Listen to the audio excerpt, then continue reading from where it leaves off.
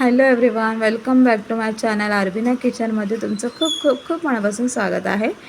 आज आपण bread sandwich बनवतो आहे. तर मी माझ्या पद्धतीने ब्रेड सँडविच कसं बनवते ते मी तुम्हाला आज दाखवते. त्यासाठी मी एक काकडी घेतलेली आहे, तिला पातळ स्लाईसमध्ये कट केलेला आहे.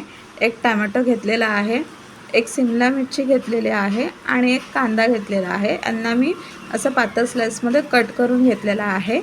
मी ते मेयोनीज घेतलेला आहे, शेजवान चटणी आहे, ब्रेड आहेत आणि टोमॅटो केचप आहे. आता सँडविचसाठी लागणारी सगळ्यात आधी आपण हिरवी चटणी तयार करूयात. त्यासाठी मी हिरव्या मिरच्या घेतलेल्या आहेत 7 ते 8, 10-12 लसणाचे पाकळ्या आहेत, थोडीशी कोथिंबीर आणि अर्धा इंच अद्रकचा तुकडा. तर हे बघा, मी सगळी चटणी तयार करून घेतलेली आहे. याच्यामध्ये चटणी वाटताना मी थोडंसं मीठही घातलं होतं आणि मी एका वाटीमध्ये शेजवान चटणी काढून घेतलेली आहे. आणि त्याच्यामध्ये मी मेयोनीज ॲड करते. माझ्याकडे तंदूर मेयो होता, मी तोही ॲड केलेला आहे याच्यात. आणि जी आपण हिरवी चटणी वाटली होती ती याच्यात मी 2 चमचे ॲड करते आणि एक मोठा चमचा मी याच्यामध्ये टमॅटो केचपसुद्धा ॲड करते. मी हे सगळे सॉसेस एकत्र करते कारण का आपल्याला सँडविच बनवते आहे, तर ते झटपट आपलं सँडविच तयार होईल आणि जास्त फारसा वेळही लागणार नाही. कारण का सगळे सॉसेस वेगवेगळे लावण्यापेक्षा ते सगळं मी एकत्र करून घेतलं आहे, म्हणजे आपल्याला जास्त वेळ लागणार नाही, झटपट असं आपलं सँडविच तयार होईल. आता हे सगळं मिश्रण मी सगळे सॉसेस एकत्र करून घेतले. तुम्ही बघू शकता, पूर्ण चांगलं एकजीव करून घेतलेला आहे. हा आपलं सगळं सॉस तयार झालेला आहे. मी 3 ते 4 बटाटे उकडून घेतले होते. आता मी त्यांना मॅश करते आणि पोटॅटो मॅशर असेल तर खूपच छान असतं, मॅश करायला सोपं जातं. तुमच्याकडे नसेल तर तुम्ही एखादा ग्लास घेऊ शकता, त्याच्याने सुद्धा मॅश करू शकता. मी तवी तापायला ठेवली होती, त्याच्यामध्ये एक छोटा चमचा मी तेल घातलं आहे आणि जी आपण हिरवी चटणी तयार केली होती ती 2 चमचे मी याच्यात घातलेले आहे. आता याच्यामध्ये जाईल अर्धा चमचा हळद घालते आहे आणि अर्धा चमचा गरम मसाला. हे आपल्याला व्यवस्थित एकत्र एकजीव करून चांगलं व्यवस्थित भाजून घ्यायचं आहे तेल सुटेपर्यंत, ज्याच्याने आपल्या मसाला हळदीचा जो कच्चेपणा आहे तो निघून जाईल आणि हे आपल्या एकत्र एकजीव छानपैकी असं भाजून घ्यायचं आहे. बघू शकता तुम्ही. मित्रांनो, माझी रेसिपी तुम्हाला कशी वाटते हे मला नक्की कमेंट बॉक्समध्ये सांगा आणि कुठनं तुम्ही माझी रेसिपी बघता हे सुद्धा मला सांगा.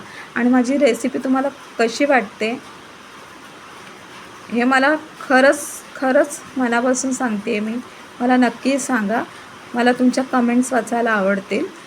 आणि माझी रेसिपी आवडल्यास माझ्या चॅनलला लाईक करा, सबस्क्राईब करा आणि बेल आयकॉन दाबायला विसरू नका. आणि जास्तीत जास्त शेअरही करा, ज्याच्याने माझ्या चॅनलवरती येणाऱ्या नवीन अशा साध्या सोप्या सिम्पलच्या रेसिपी तुमच्यापर्यंत नक्की पोचतील. आणि मी जेमतेम मोस्टली प्रयत्न असतो की मी कमीत कमी साहित्यामध्ये काहीतरी नवीन असं बनवून दाखवावं, कारण का सगळ्यांच्या घरात सगळं अवेलेबल असेल असं होत नसतं.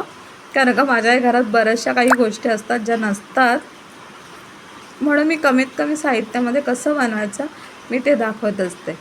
तर माझ्या चॅनलला भरपूर लाईक आणि सबस्क्राईब करा, खूप सपोर्टही करा. आता आपण हे सगळं एकत्र एकजीव करून घेतलेलं आहे, तुम्ही बघू शकता. आपले सगळे मसाले भाजून झाल्यानंतर आणि मी त्याच्यात वरती थोडीशी कोथिंबीर टाकले. आता आपण हे ब्रेड घेतलेलं आहे, मी त्याच्या साईड्स कट नाही करत आहे. आणि जे आपण सॉस तयार केलं होतं सगळे सॉसेस मिक्स करून मी ते 1 चमचा याच्यामध्ये ॲड करते, सगळीकडे पसरवून घेतलेलं आहे. आता 1 चमचा मी याच्यात जे आपण बटाट्याची भाजी बनवली होती ती सुद्धा मी याच्यावर पसरवून घेते, व्यवस्थित पातळ अशी. बघू शकता तुम्ही. अशा पद्धतीने नक्की तुम्ही करून बघा, आवडेल तुम्हाला, तुमच्या मुलांनाही आवडेल.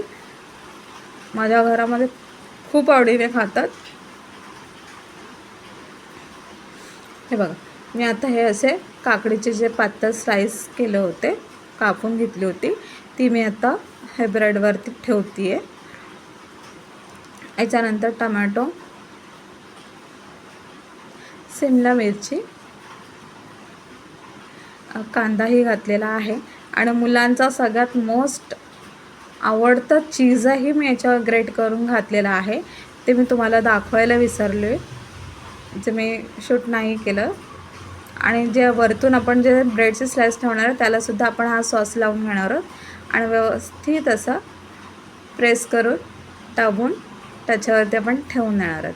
तर आता बघू शकता अशा प्रकारे मी सगळे सँडविच तयार करून घेतलेले आहेत.